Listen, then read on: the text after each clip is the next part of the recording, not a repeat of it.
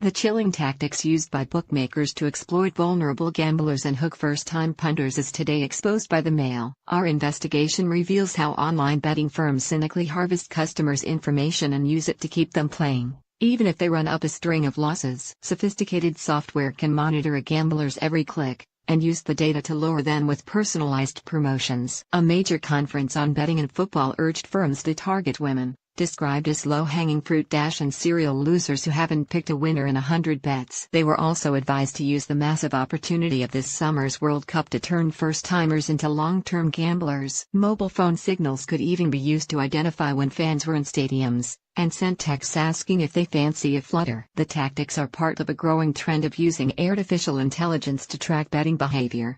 The methods, which even delegates described as creepy, were last night branded shocking and terrifying by campaigners who called for urgent action to avoid the risk of increasing problem gambling. The techniques were outlined at a £838 a head annual conference held at Stamford Bridge, the home of Chelsea FC. Journalists were banned from the forum last week, described as the biggest event of the year dedicated to the sports betting industry and attended by 1,500 gaming executives and delegates. However, our undercover investigation discovered that bookies were told to target women with free lipstick, because birds like a bet. Gambling companies are developing online games as simple as the Tinder dating app that even a monkey can use. A leading industry figure admitted that pre-watershed gambling adverts during live football games encourage children to bet, and one betting firm allegedly wanted to use an England star in a promotion when he was 21, despite rules banning under 25s doing so.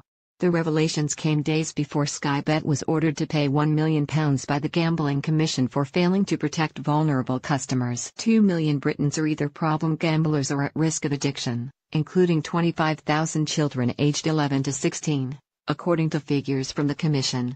Delegates at the conference heard from Optimove, a London and Tel Aviv-based customer retention company that provides services to 240 gaming firms including GVC, the betting giant that runs Ladbrokes Coral, Sportingbet and Win. It asks clients for access to customer data for the previous 2 years to create a bespoke service using predictive modeling to maximize player value. Marty Coleman, Optimove's director of new business, said the World Cup was a massive opportunity for gaming companies to cash in with a potential 200% boost in first-time and return punters. He warned that most new gamblers will do whatever they do for a month and then disappear as soon as the competition is finished unless they are properly targeted. The World Cup is obviously a massive opportunity, he said. There are players there to be acquired and there is a lot of money going to be spent. But it doesn't have to end as the World Cup finishes. There are very smart ways you can break down the data, focus on different types of behavior, so we can maximize the player value. He said the toughest challenges were those who failed to win a single bet in 100 tries, for whom retention usually drops off a cliff. They could be hit with tempting cash-back offers at the exact moment of their final loss to try to win them back. Mr. Coleman, a former William Hill employee, said, "For big losers, what we need to do for them is inspire some kind of positive experience. If their balance is at zero, we are able to target them maybe at that point at which their final loss has occurred, with some kind of cash back." Bookies see the perfect punter as one who has a mix of wins and losses but continue to bet, indicating they will carry on regardless of how well they do. Firms aim to inspire additional activity by trying to sell them other products or getting them to bet on a different sport. Mr. Coleman said it was super critical to get punters to make a second deposit in their online betting account as soon as the World Cup is over to boost the chances of them becoming regulars. The methods could also be applied to other big events in the betting world, such as the Cheltenham Festival, he said. His Optimove colleague Lenoy, described as the cleverest person in the company, said the key to maximizing the share of wallet from players was to analyze information they provided with every click. "We want to get the every single granule, every ticket, every bet they've placed," she said. Online bookmakers have traditionally relied on pulling in new customers through offers such as free bets or matching deposits. But firms fear these are being exploited by what they brand bonus hunters who repeatedly change betting company to cash in on the offers. One delegate even moaned how some smart and evil people in Eastern Europe with cheap costs of living were effectively professional bonus hunters who regularly switch companies. The industry is now increasingly harnessing artificial intelligence to study behavioral patterns and predict what offer or what promotion would work best. Some of these systems have led to a big win of between 100 to 350% increases in converting those browsing sites into regular players. One delegate warned companies to tread carefully as many people found artificial intelligence creepy. But she said, "The beauty of artificial intelligence is it enables you to treat every single one of your customers as a VIP, when you don't have the resources to do it."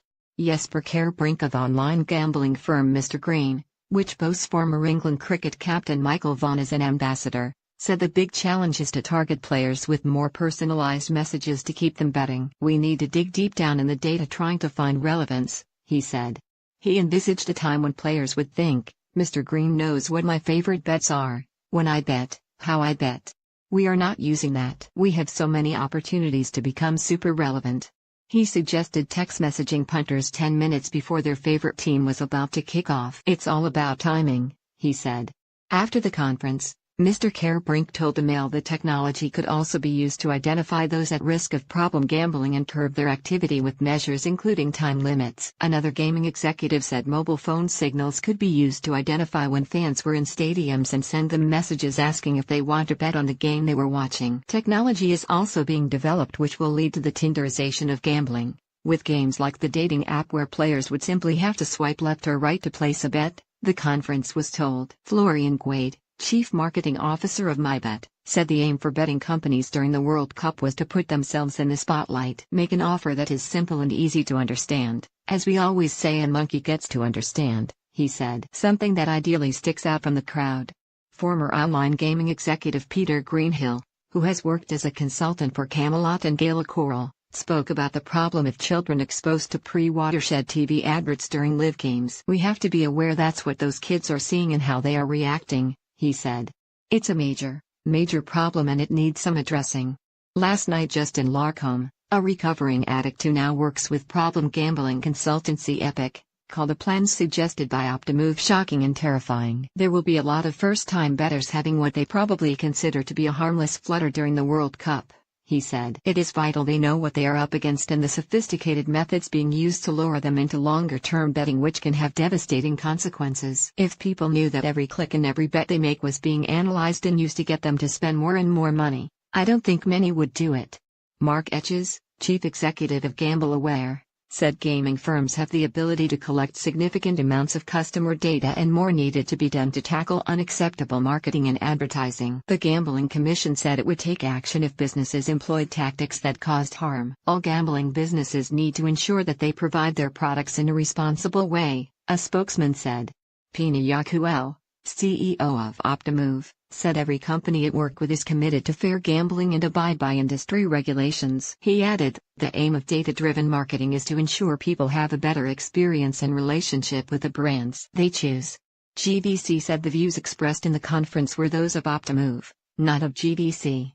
Football legend charmed delegates. Bookies talked business at the home of Chelsea FC as they queued up to pose beside the Premier League trophy and meet Dutch legend Ruud Gullit. Delegates at the 5th annual Betting on Football conference lunched in a box overlooking the pitch and took selfies on stadium tours. The 1,500 attendees, included titans of the gambling world and former playing legends, reveled in the surroundings of Chelsea's Stamford Bridge for the £838 a head two-day gambling jamboree. In the main conference room under the West Stand, the predominantly male guests networked as they played table football and marveled at exhibits promoting gambling technology, several hosted by young women in short skirts. Guests passed pictures of Chelsea stars including Gianfranco Zola as they climbed stairs to attend seminars and talks with titles such as Play the Game, How to Engage and Monetize Non-Betting Football Fans.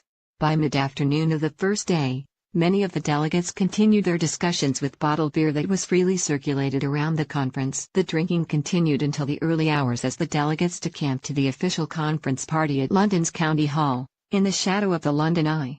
It included the free use of 200 arcade machines, 14 bowling lanes, table tennis, pool tables, bumper cars and bars flowing with alcohol.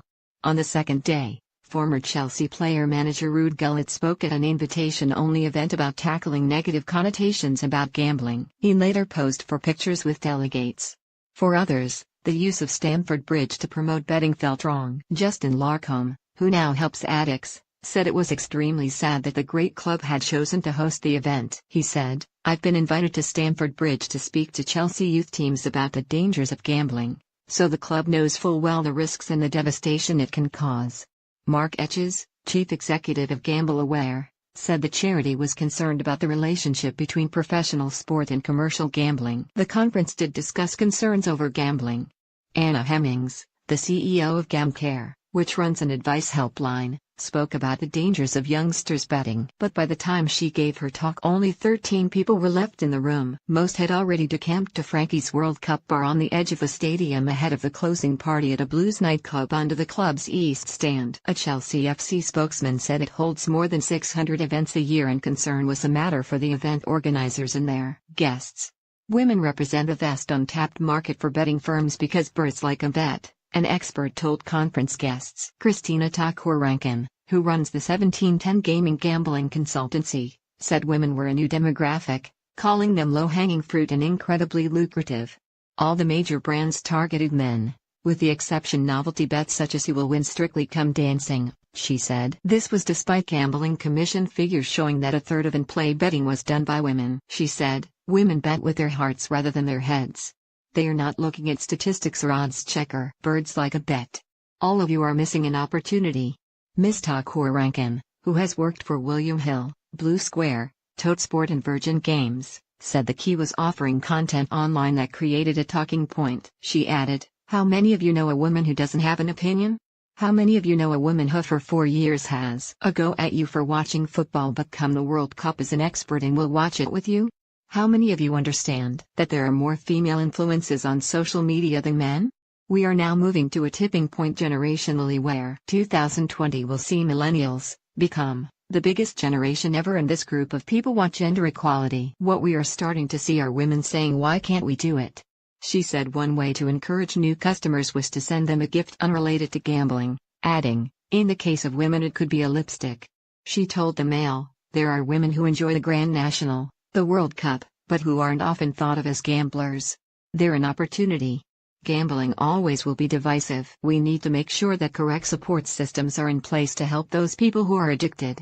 Another executive said there was a huge opportunity to target women, but gambling firms needed to create more recreational games without complex odds, which put them off. Bookies sponsor almost half of Premier League football clubs' shirts, but not everyone in the industry appears to understand the strict rules involved. No one under 25 should feature in a gambling advert, but one major betting firm is said to have sought to use an England international to promote betting when he was just 21. One of those who brokered a deal with the firm recalled that after discussing details of the age limit, they were still asked to hire one player who would not turn 25 for 4 more years.